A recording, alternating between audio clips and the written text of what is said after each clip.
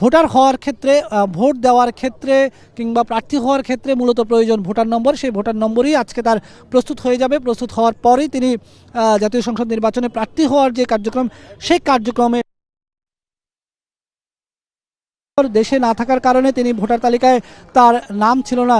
দীর্ঘ অপেক্ষার অবসানের পর যখন তারেক রহমান দেশে ফিরেছেন গত 25 ডিসেম্বর, আজকে তৃতীয় দিনের মাথায় তিনি ভোটার হওয়ার জন্য আবেদন করেছেন। এর মাঝে তিনি আরও অনেকগুলো কার্যক্রম গ্রহণ করেছেন। তিনি সাধারণ মানুষের যে সংবর্ধনা গ্রহণ করেছেন 25 তারিখে আসার পরেই। এরপরে তিনি স্মৃতিসৌধে গিয়েছেন। আজকে তিনি শহীদ ওসমান হাদির কবর জিয়ারত করেছেন। সেখান থেকেই সরাসরি তিনি এখানে চলে এসেছেন। এসে তিনি ভোটার তালিকা কার্যক্রমের যে কার্যক্রমগুলো রয়েছে সেই কার্যক্রমগুলোর সঙ্গে নিজেকে সম্পৃক্ত করছেন। আবারও একটু জানিয়ে রাখতে চাই যে অনেকের মনেই হয়তো প্রশ্ন জাগতে পারে যে স্বাভাবিকভাবে কোনো মানুষ যে একবার ভোটার হলে তাকে তো আর ভোটার হতে হয় না, তাহলে তারেক রহমান তো নিশ্চয়ই কখনো কোনো না কোনো সময় বাংলাদেশের ভোটার ছিলেন, এখন কেন ভোটার তালিকায় তার নামটি নেই? এই প্রশ্নটি স্বাভাবিকভাবেই জাগতে পারে। এটির একেবারে সহজ উত্তর হচ্ছে বাংলাদেশের ভোটার তালিকা আসলে মোটা দাগে দুই ধাপে প্রস্তুত হয়েছে।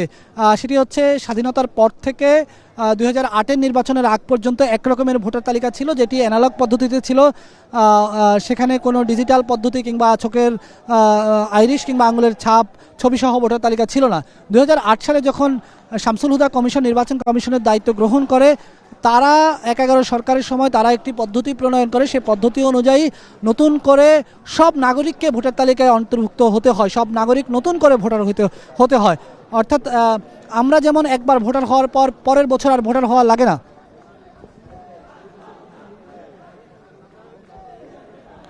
আমরা এখন দেখতে পাচ্ছি তারেক রহমান তিনি তার ভোটার তালিকার ছবি তুলেছেন, আঙ্গুলের ছাপ দিচ্ছে, স্বাক্ষর শেষে তিনি ছবি তুলেছেন, আঙ্গুলের ছাপ দিচ্ছেন এবং চোখের আইরিশ দিচ্ছেন। এই কার্যক্রম তিনি করছেন। এই কার্যক্রমগুলো স্বাভাবিকভাবে ছবি তোলার জন্য যেই তার চেহারার যেই সামগ্রিক প্রস্তুতি দরকার, সেই প্রস্তুতিগুলো তিনি নিচ্ছেন এবং ঠিকঠাক করে ছবি তোলার চেষ্টা করছেন। তিনি ছবি তোলার পরেই কিন্তু আবারও এই যে তার যে আবেদনটি, সেই আবেদনটির একটি খসড়া কাগজ এখান থেকে প্রিন্টেড হয়ে মুদ্রিত হয়ে বের হবে। সেই কাগজ তিনি দেখে যদি সকল তথ্য ঠিক থাকে সেই তথ্যের উপরে তিনি স্বাক্ষর করবেন। তখন নির্বাচন কমিশন এটিকে ফাইলবন্দি করবে। আমরা এখনো যেটি দেখতে পাচ্ছি যে তারেক রহমানের ছবি তোলার কার্যক্রম চলছে, এটি এখনও শেষ হয়নি। এটি আসলে যিনি ভোটার হতে আসেন, ছবি তোলার কার্যক্রমে তিনি চাইলে একাধিকবার তার ছবিটি তুলতে পারেন। যেই ছবিটি তার পছন্দ হয়, পছন্দ মতো তিনি একটি ছবি সেখানে স্বাক্ষর করতে পারেন। সাদা শার্ট পরিহিত অবস্থায় এসেছেন তারেক রহমান। সাদা শার্ট পরেই তিনি ছবি তুলবেন এবং ছবি তুলছেন তিনি, আমরা যতটুকু এখানে দেখতে পাচ্ছি। তারেক রহমান ছবি তোলা শেষ হলো এইমাত্রই। এখন তার চোখের আইরিশ এবং আঙুলের ছাপ গ্রহণ করা হবে। আঙুলের ছাপ গ্রহণ করা শেষে হ্যাঁ, আমি যেটি বলছিলাম যে একজন নাগরিক ভোটার হওয়ার ক্ষেত্রে তিনি চাইলে কয়েকবার ছবি তুলে সেই ছবি নিজের চোখে দেখে তার পছন্দ মতো একটি ছবি কিন্তু তিনি নির্বাচন করতে পারেন। সেটি এখন তারেক রহমান করছেন, যে ছবি দেখে কোন ছবিটি তিনি বসাবেন। স্বাভাবিকভাবেই বাংলাদেশের যে জাতীয় পরিচয়পত্র, এই পরিচয়পত্রের ছবি নিয়ে নানা মানুষের নানা ধরনের অভিযোগ রয়েছে যে এখানে সুন্দর ছবি আসে না। এখন আমরা এখন দেখলাম যে তারেক রহমানও তিনি তার ছবিটি দেখে সম্ভবত তার ছবিটি পছন্দ হয়নি, ফলে তিনি আবারও ছবিটি তুলবেন।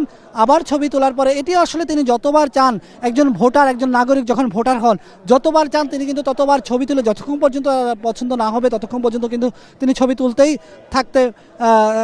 তুলতে পারবেন। এবং তিনি সেটিই করছেন যে প্রথমবার ছবি তোলার পর নিশ্চয়ই তার ছবিটি কোনো কারণে পছন্দ হয়নি, ফলে তিনি আবারও ছবি তুলছেন। আবার ছবি তোলার পরে তিনি এই ছবিটি আবার দেখবেন যে সব কিছু ঠিকঠাক মতো এসেছে কিনা, তার চেহারাটা সুন্দরভাবে এসেছে কিনা। এটি দেখার পর এটি যখন নিশ্চিত হবেন তখন তিনি পরবর্তী যে কার্যক্রমগুলো আছে সেই কার্যক্রমগুলো তিনি গ্রহণ করবেন। তো তারেক রহমানের ভোটার হওয়ার যেই প্রক্রিয়া, সেই প্রক্রিয়া চলছে। আমরা দেখতে পাচ্ছি যে তারেক রহমান আবারও ছবি তুলছেন।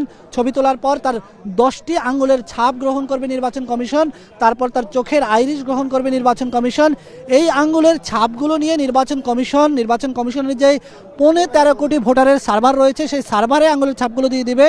এই 13.5 কোটি ভোটারের প্রত্যেকের সঙ্গে স্বয়ংক্রিয়ভাবে মেশিনের মাধ্যমে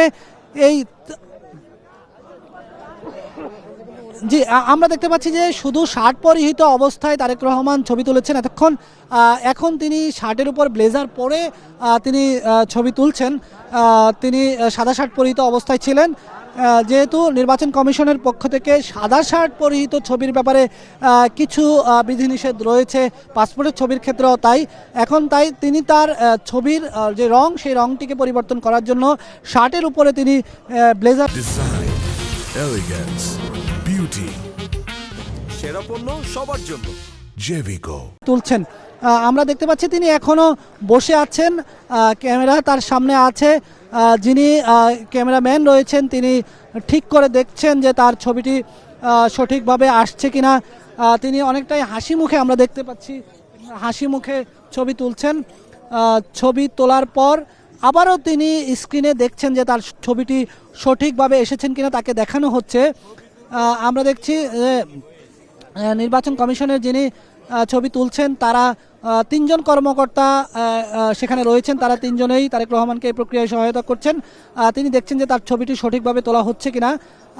আমি একটু অপেক্ষা করছি আমরা যে আসলে এই ছবিটিও তার পছন্দ হয় কিনা। এই ছবিটি পছন্দ হলে নিশ্চয়ই তিনি এরপরে আর কোনো ছবি তুলবেন না, কিন্তু এটি যদি পছন্দ না হয় তিনি হয়তো আরেকবার ছবি তুলতে চাইবেন। এখন পর্যন্ত আমরা দেখতে পাচ্ছি যে এই ছবির ব্যাপারে তিনি মনে হয় কোনো আপত্তি দিবেন না। এরপরে তার যেই আঙ্গুলের ছাপ সেটি নেওয়া হচ্ছে। আমরা দেখছি তিনি বাম হাতের 4টি আঙ্গুল দিয়েছেন, এরপরে তিনি ডান হাতের 4টি আঙ্গুল দেওয়ার পরে তিনি বাম হাতের 4টি আঙ্গুল দিবেন। এরপরে 2টি বৃদ্ধাঙ্গুলি এখানে দেওয়ার পরে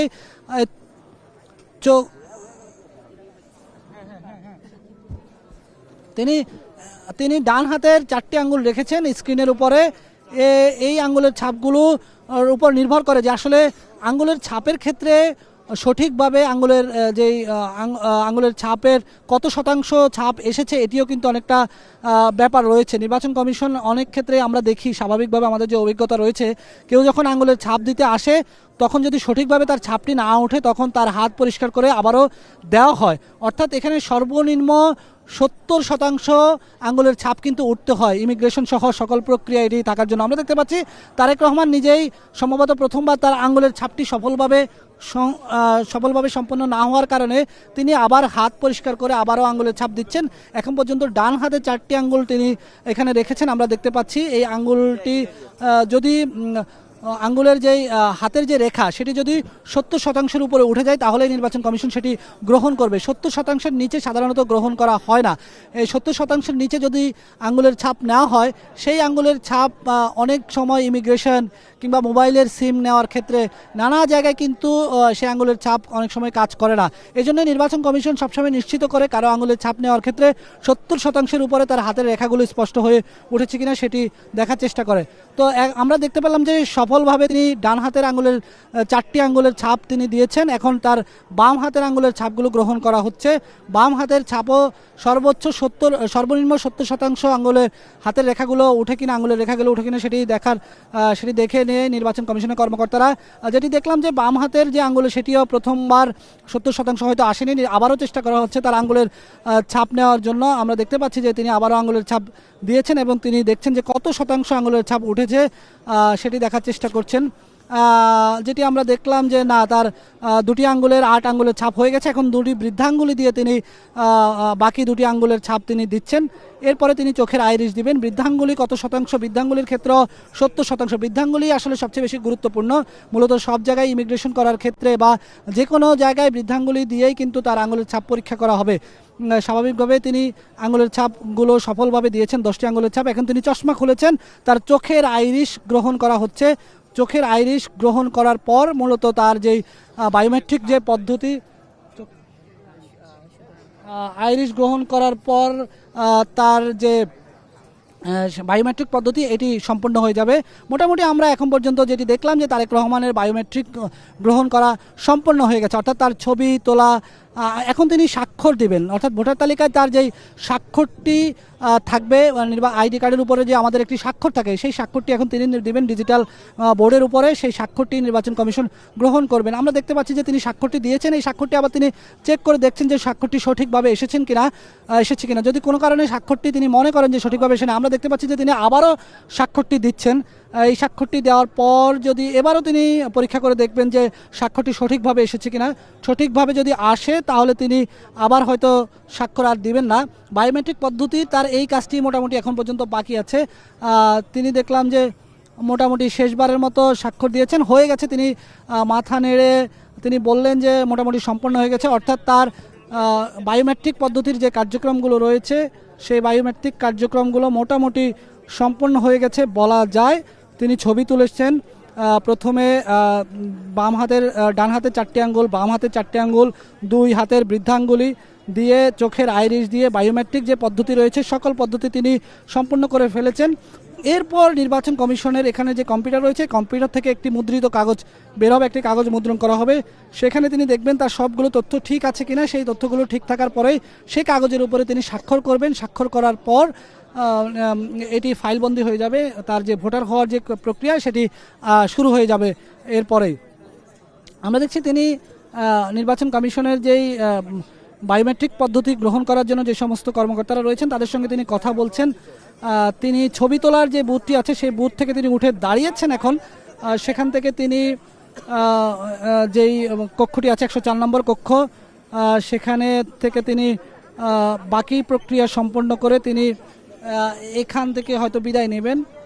মোটামুটি তারেক রহমানের ভোটারের যে আবেদন সেটি সম্পন্ন হয়ে গেছে, আমরা দেখতে পাচ্ছি সেটি সম্পন্ন হয়ে গেছে। তিনি নির্বাচন কমিশনের সিনিয়র সচিব আক্তার আহমেদের সঙ্গে এখন কথা বলছেন। আক্তার আহমেদের সঙ্গে কথা বলা শেষ করে তিনি নির্বাচন কমিশন থেকে বের হবেন। তিনি সবাইকে আসলে সালাম শুভেচ্ছা দিয়ে 104 নম্বর কক্ষ থেকে তিনি বের হয়ে যাচ্ছেন, আমরা দেখতে পাচ্ছি। এখনই তিনি গাড়িতে উঠে তিনি এই নির্বাচন কমিশন এলাকা ত্যাগ করবেন।